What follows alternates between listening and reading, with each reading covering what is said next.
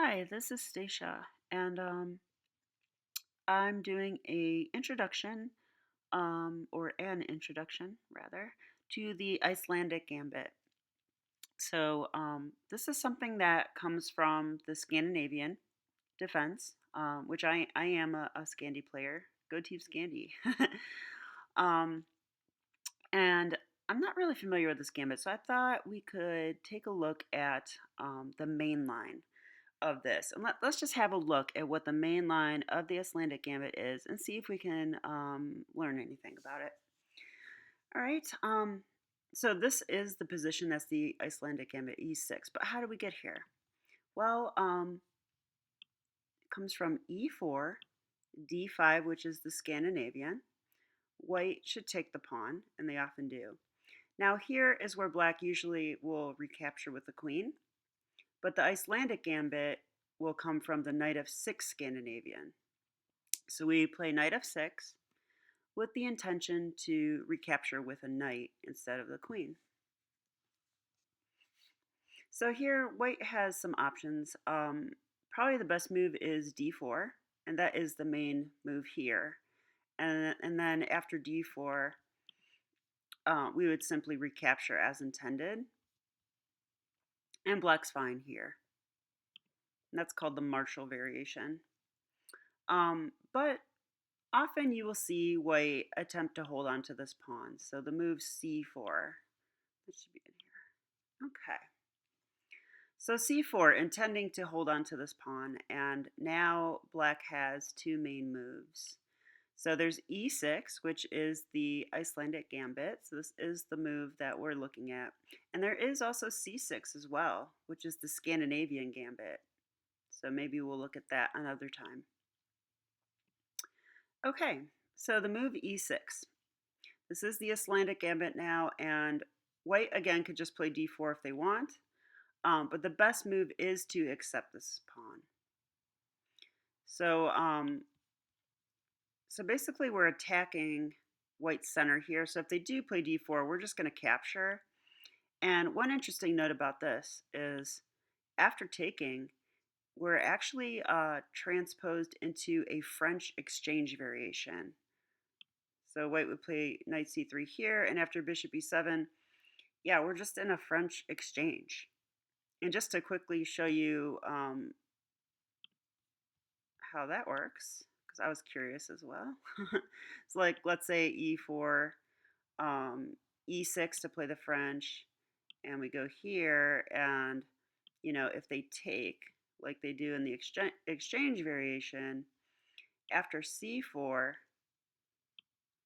knight f6, knight c3, you can see we're in the same position, like playing bishop e7, and this is indeed a French exchange. So, okay, I thought that was an interesting point. But yeah, we're not going to look at that. We are looking at the Icelandic Gambit accepted, which is this move, d takes e6. And now the best move by far is to take with the bishop. And you can see here that there's nice scope and squares for all of black's pieces. This bishop's already ready to deploy on this nice diagonal here. Black has two pieces developed, and white has 0. So that tells me this is a pretty awesome gambit when you get not one but two pieces up in development. So white does have the c pawn, but it feels a little bit vulnerable too at the moment. So okay, now if I were white and I saw this position, I would definitely want to develop and castle as quickly as possible. It just feels like danger is in the air. So knight f3 is indeed the main move, and so white just wants to get their bishop out and castle. So okay, black is going to play knight c6 here. This is the best square for the knight. Bishop e2. Again, preparing castles, and now bishop c5. So placing this bishop on its best square as well. Yeah, and so we're applying pressure to the f2 pawn, which is always a good idea. Notice this knight's a little bit threatening as well for f2. But in addition, I think white would like to play d4 at some point, and they can no longer do that. This bishop is guarding the d4 square as well as the knight and the queen. So with three with three pieces on d4, yeah, no, white's not going to be playing that. Also, notice how stupid this bishop is.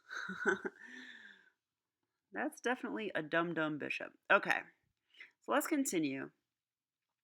White's going to castle, as they should. And now the move queen d7. So I was curious about this move because queen d7 seems a little bit undesirable for black. I think black would like to play queen e7 with the idea of castling queenside, and this rook would be lined up with the queen. But here's the problem. If you play queen e7, it's actually a bit of a mistake because now white can get in the move d4. Notice we took our queen off the d4 square, and now this comes with some tempo. And yeah, this is unnecessary. I mean, we can castle queenside, and that does pin the pawn, but you know, d5, this fork isn't real because of the pin, but I don't know, this looks unnecessary to allow this. I think after something like this, I think the computer is saying we're just down a pawn now, which makes sense. So, okay, so it's important to play queen d7 here and just maintain observation of that d4 square. Okay, knight c3. So again, best square for the knight. White's trying to catch up in development. And now black completes development with the move castles queenside. So we probably could stop here, but I'll just show a few more moves so you can see how maybe a middle game might go in the main line. White's best move now is a3. Yeah, and why do I have this arrow? I was looking at the scope of the pieces here. This bishop is just horrible. And I think the move a3 does a lot of things for white. It looks slow at first, but the idea is to play b4 with tempo and open up the b2 square for this bishop, which is not so good right now. White can also think about moves like d3, though, as well. And okay, so I just looked in ChessBase at the main move here, which is knight d4.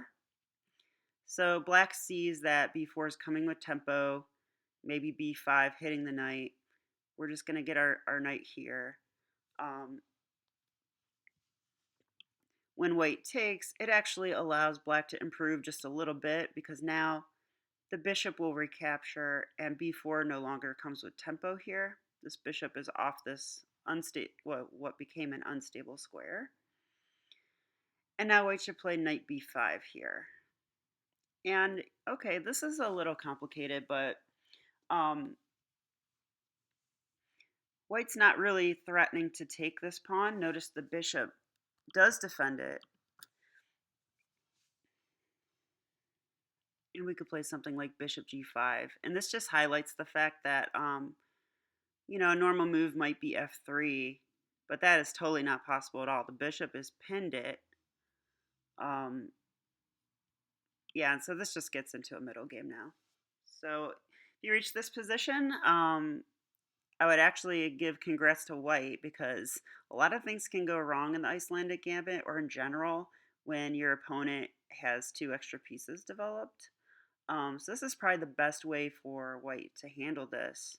But I also think it's instructive for us playing the black side to see, you know, the development scheme of black. So we'll go through it one last time just as a review. So this comes from the Scandinavian. Knight f6, so looking to recapture here.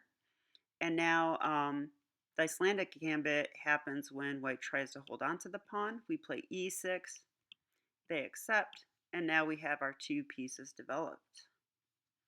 Now white wants to castle kingside as soon as possible, so they're going to develop. So knight f3, put our knight on the best square, bishop e2, and bishop c5, the best square for the bishop, controlling d4. White does castle kingside, and now king d7. And like I mentioned, queen e7 is a mistake.